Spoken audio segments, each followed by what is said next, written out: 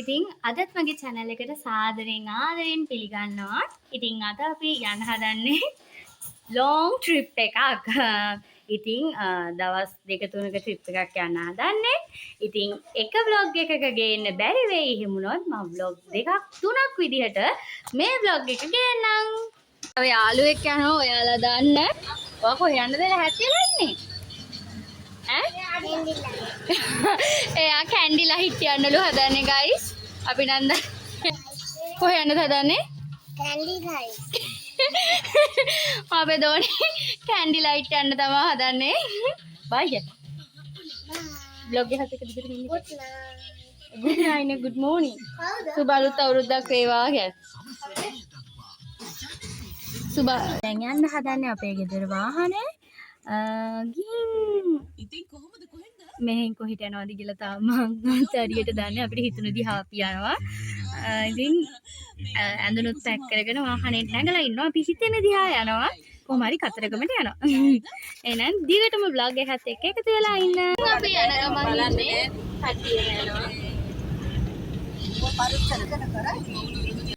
ඉතින් මනම්පිටිය පාලම් පහු කරලා තියෙන ධනේ දේවාලෙට හඳුරක් එහෙම දාලා අපි ට්‍රිප් එක යන්න පටන් ගන්න හදන්නේ. අපේ තාත්තා ගියා පඳුරේ දාන්න. ගයිස් දැන් අපි ඇවිල්ලා ඉන්නේ මහියංගනේ. මහියංගනේ චෛත්‍යයට යන්න හදන්නේ. පොඩ්ඩක් ඉන්න ගියා. ඉතින් අපි චෛත්‍යයට අපි මේ යන්නේ මහියංගනයට. ඔයාලා දන්න යාළුවෙක් ඉස්සරහින් දුවනවා. ගොඩක් රත් වෙලා තියෙන්නේ දැන් වෙලාව කොහෙද 12ට 12ට විනාඩි දෙකක් විතර තියෙන්නේ. ඉතින් ගොඩක් රත් වෙලා තියෙන්නේ. මේ තියෙන්නේ බුදුරජාණන් වහන්සේ ලංකාවට වැඩලා යක්කු දමනය කරන්න ආපු මහියංගන චෛත්‍ය. මහියංගන චෛත්‍යයේ කේශ ධාතුන් සහ ග්‍රීවා ධාතුන් නිදන් කරලා තියෙනවා.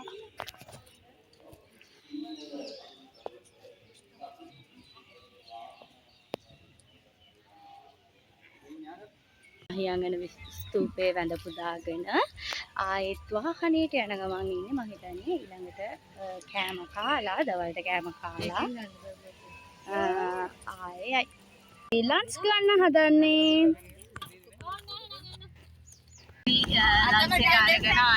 යන ගමන් මහියංගනේ ඉඳලා කුඹල්ලෙට යන පාරේදී හම්බෙච්ච ලස්සන ලොකේෂන් එකක්.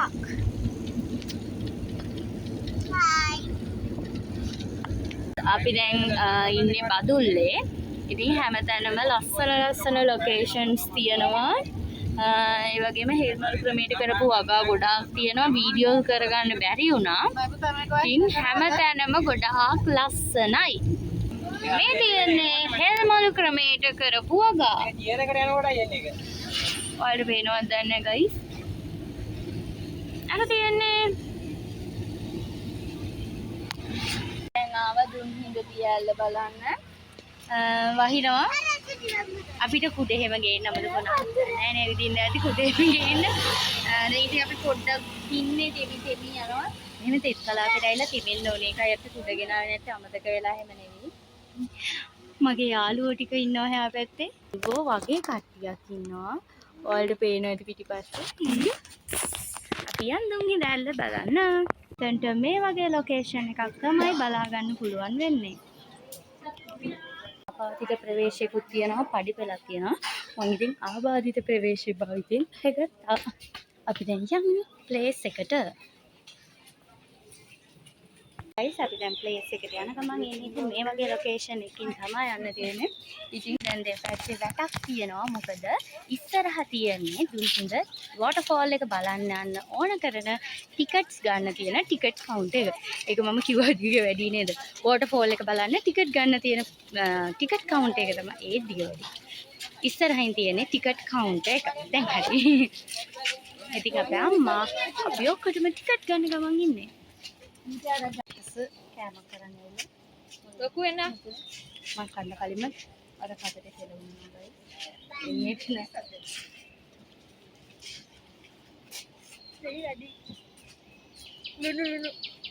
පොඩ්ඩක් ඇඹුල්ලදී.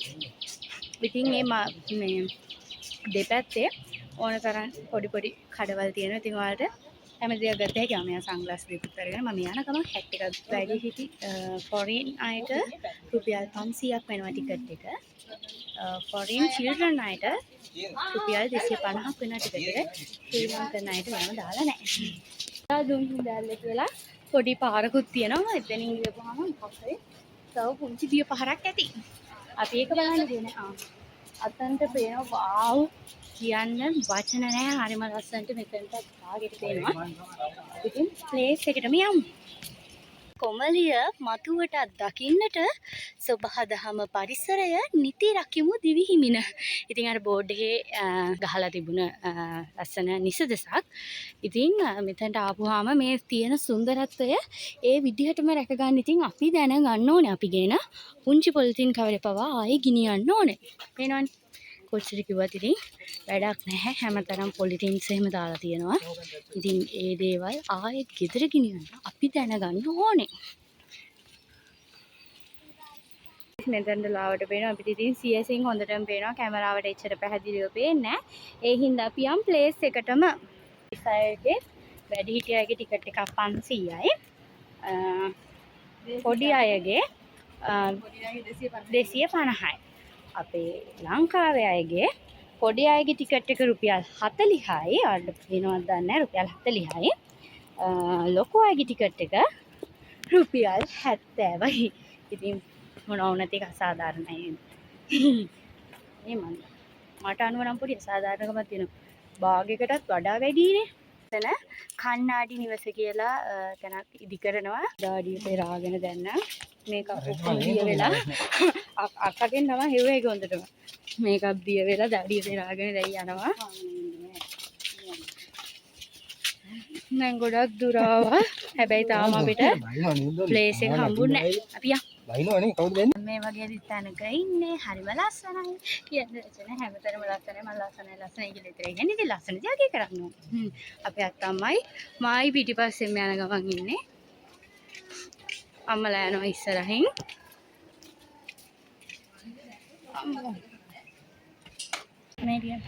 ඉතින් ගයිස් දැන් නම් BLS සද්ද ළඟටම ඇහෙනවා.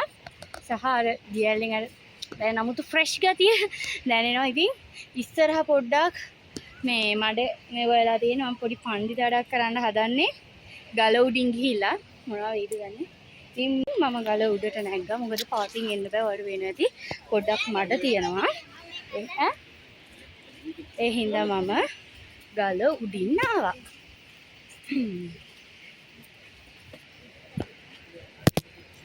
තාම ලැජ්ජ නැතුව ගල් උඩ නගනවා. මගේ නාවල පිටියේ vlog එක බලනවා නම් මට වෙච්ච අකට දැම්ප දන්නවනේ. නෑ එච්චර ලොකු ගලකට නැග්ගේ නැහැ.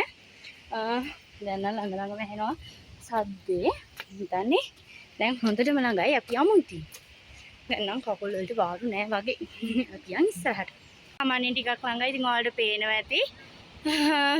දැන් මම ඉව සෙල්ලක් නෑ එතනට යනහම් අපි ඉක්මනට යමු. මට කට්ටිය මගේ ඇරුණා. අපේ සමහරු ඉස්සරහෙන් යනවා, සමහරු පිටිපස්සෙන් යනවා. මම තනියෙන් යනවා. අපි යමු. දැන් නම් හොඳට මහන්සි. නම් ලක්කලා තියෙන්නේ අතන. හරි. අතන වඳුරාලියෙක් ඉන්නවා. ඉච්චරලා හිටියේ හරියටම පාර මැද. දැන් නම් පොඩ්ඩක් අයිනට ගියා. හැබැයි මට යන්න බයයි. මල්ලගෙන් කවුරුත් එන්නේ නැහැ. ටික පිටිපස්සෙන් එන්නේ. මට එතනින් යන්න බයයි. ඉතින් කට්ටිය එනකන් ආයෙත් ඉන්න වෙනවා. අපි චුට්ටක් ගිහින් බලමුද? අනේ ආයෙත් අර මැදට එනවා. කොහොමද යන්නේ? යනවා වගේ පේන්නේ. හැබැයි ඉතින් වටේ ඉන්නවා. උනේ කට්ටියත් එක්කම යන්නේ ඉන්න එක ආරක්ෂාවට හොඳයි. අපි කට්ටිය නහන් ඉන්නවා. අස්සන view එකක් පේනවා. ඉතින් කියන්න වචන නෑ. අපි තව ටිකක් ළඟට ගිහිල්ලාම බලමු. ඉතින් මම මුකුත් කියන්න ඕනේ. ඔයාලා ස්වභාව සෞන්දර්යය විඳ ගන්න. මම හිතන්නේ මේ ස්වභාව සෞන්දර්ය විඳින එකට මගේ කටහඬත් ඔයාලට බාධාවක්.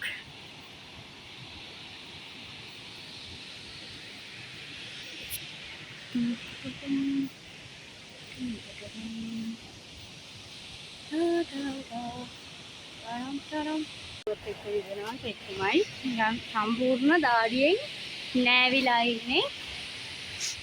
මේක ඔක්කොම දිය වෙලා වල වෙන්නේ ටී-ෂර්ට් එකෙත් එක දාඩිය ඔලුවත් එක ඔක්කොම රිදෙනවා. හැබැයි තව පොඩි දුරයි තියෙන්නේ. ඒ කියන්නේ මෙතන නැවති යන්න පුළුවන්. අනේ රෙස්ටෝරන්ට්ලා ආය යන්න පුළුවන්. හැබැයි අපි එකම දිගට ආව කොහෙවත් නැවතුනේ නැහැ. මෙතන ලස්සනට පේනවා. ඉතින් සියසි හැවිලා ඉඳ ගන්න. දියනෑම් සහ ක්‍රීඩා කිරීම ඉතා අනතුරුදායකය. ඔබේ වටිනා ජීවිතය අවදානමට ලක් නොකරන්න කියලා අවවාදය කියලා මෙතන දාලා තියෙනවා.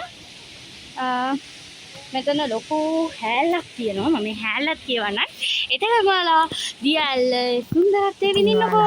කැමති නැත්නම් ඔයාලට පුළුවන් මේක බදුල්ල නගරයේ සිට කිලෝමීටර් 5ක් දුරින් බදුල්ල මහියංගනය මාර්ගයේ කොහෙද සොරනාකොට ප්‍රදේශයේ පිහිටි ඉතා සුන්දර දියැලක් වන මෙය සංචාරකයින්ගේ ආකර්ෂණයට ලක්ව ඇති දියඇලි වලින් ප්‍රධාන තැනක් වේ.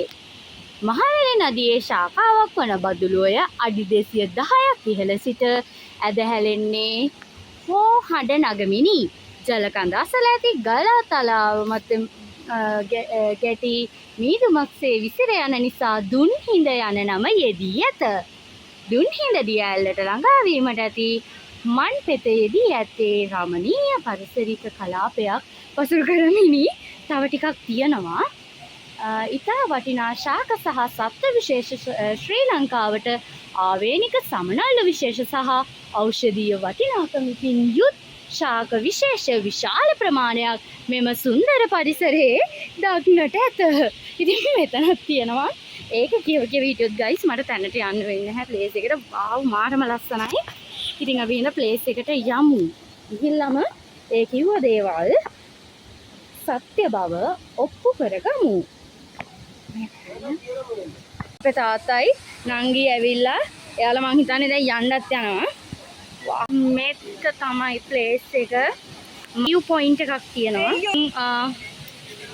මම හිතන්නේ මේ වැස්ස නෙවෙයි මේ අර කඩා වැටෙන ජල බිඳු එන්නේ.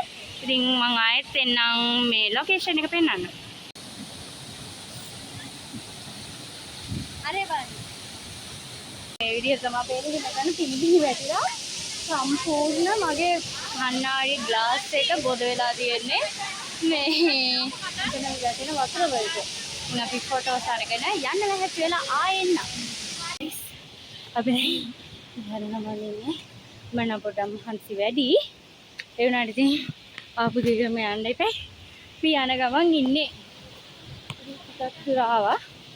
නම් ඊළඟ ප්ලේස් එකේදී නැවත හමු වෙමු. මම යද්දි මට හැට් එකක් තිබ්බනේ. දැන් තියෙනවා.